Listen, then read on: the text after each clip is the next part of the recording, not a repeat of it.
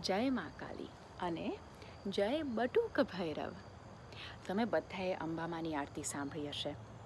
તો બારશે બાળા રૂપ બહુચરી અંબામાં, માં બહુચરી અંબામાં, બટુક ભૈરવ સોઈએ, બાળ ભૈરવ સોઈએ, તારા છે તુજમાં, ઓમ જયો જયો મા જગદંબે.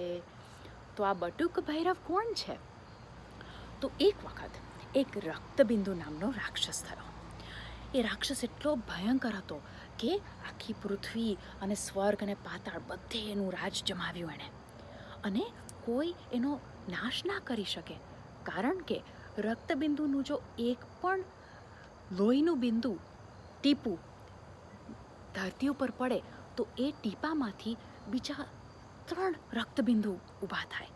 એટલે એક એક ટીપામાંથી આટલા બધા જો રક્તબિંદુ ઊભા થાય તો પછી એનો નાશ કેવી રીતના કરાય?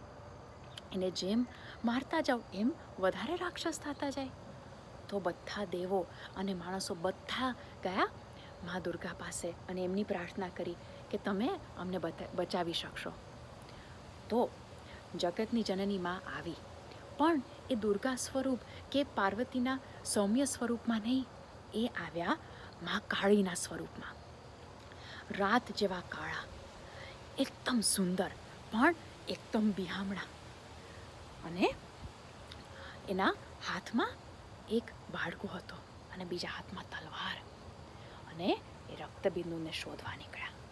અને રક્તબિંદુ જ્યારે મળ્યો ત્યારે માએ એને એના ઉપર પ્રહાર કર્યો અને એનું લોહી એ વાડકામાં ભરી લીધું. અને પછી એક પણ ટીપું નીચે ના પડે એટલે એ રાક્ષસનું લોહી માતાજી પી ગયા. આવી રીતના એક એક રક્તબિંદુનો નાશ કરી અને એનું લોહી પી જતા. તો મહાકાળી આવી રીતના બધેથી રક્તબિંદુનો વિનાશ કર્યો. પણ માતાજીનો ગુસ્સો, આટલો પવિત્ર ગુસ્સો હતો, એ ઓછો ના થયો. એ ચાલતા રહ્યા અને એના એક એક પગલે ધરતીકંપ થતા. તો બધા દેવો, બધા માણસો બી ગયા કે આ રક્તબિંદુ તો ગયો, પણ હવે આ મા કાળીને શાંત કોણ પાડી શકશે? તો એ લોકો દોડ્યા શંકર ભગવાન પાસે અને કીધું કે આ જગતની જનની મા આટલા ગુસ્સામાં છે, તો અમે જગત પિતા પાસે આવ્યા છીએ કે અમારું રક્ષણ કરો, આ માતાજીને તમે શાંત પાડો.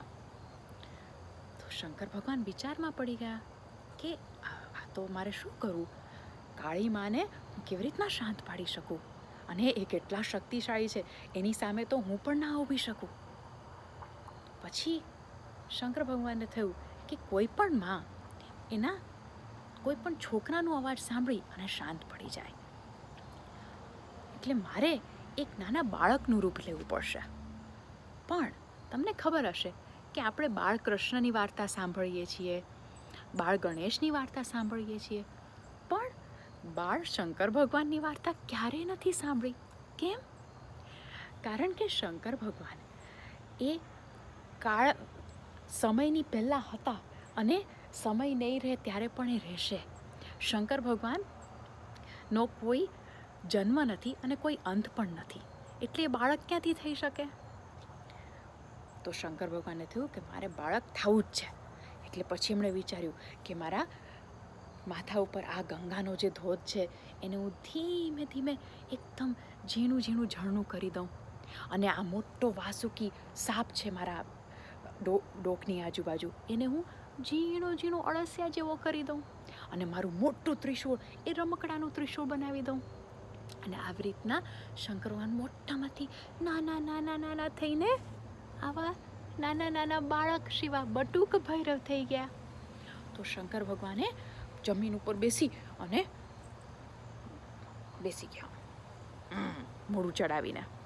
પછી થયું કે હું કેવી રીતના કાળી માતાનું ધ્યાન મારા તરફ દોરું. તો એમણે વિચાર્યું કે હું બધે જગતમાં ફર્યો છું, તો નાના નાના બાળક શું કરે? તો પહેલાં તો થોડો ગુસ્સો કરે એટલે એના ત્રિશૂળને ભંપ કરીને નીચે પછાડ્યું. પછી જોયું તો કાળીમાં હજી આમ ગુસ્સાથી જ ચાલતા હતા. પછી શંકર ભગવાને અવાજ કર્યો, મા. તો કાળીમાં એક પગલું ભરતા ભરતા અટકી ગયા આજુબાજુ જોવા લાગ્યા. પછી શંકર ભગવાને વિચાર્યું કે હવે તો મારે એકદમ જોરથી કંઈક કહેવું પડશે કે જેથી માં મારા તરફ જોવે. એટલે શંકર ભગવાને મોટામાં મોટી ચીસ પાડી, માં. એટલે કાળી માતા જોવા લાગ્યા કે મને કોણ બોલાવે છે. તો પછી નજીક આવ્યા તો જોયું કે આ તો નાનું બાળક બેઠું છે. તો કાળી માતા એકદમ જલ્દી એમની પાસે આવ્યા અને શંકર ભગવાનને એક ક્ષણ તો થયું કે આ મને મારા ઉપર વધારે ગુસ્સો તો નહીં કરે ને. પછી એમણે એક આંસુ કાઢ્યું અને આંસુ જોઈને કાળીમાં એકદમ શાંત થઈ ગયા અને એનું જે લોહીવાળો વાડકો અને તલવાર એ બધા જતા રહ્યા અને એમના એકદમ કરુણાવાળા હાથથી માએ બટુક ભૈરવને ઉપાડી લીધા અને એમને કીધું કે ના ના ના ના ના રડતા નહીં. અને આજુબાજુ જોયું કાળી માએ તો આજુબાજુ બધા એમના છોકરાઓ બધા ડરીને બેઠા હતા. એટલે બધાને શાંત પાડ્યા કે હવે તમે ભયભીત ના થાઓ, હું શાંત થઈ ગઈ છું અને હું તમારા બધાનું રક્ષણ કરીશ. એમ કરીને કાળી માએ પાછું એમનું સૌમ્ય સ્વરૂપ લઈ લીધું. અને આ છે વાર્તા બટુક ભૈરવની. હવે આપણે આરતી ગાઈશું ત્યારે આપણે યાદ કરીશું અને પાછા વાર્તા માટે મળીશું. જય અંબે અને જય બટુક ભૈરવ.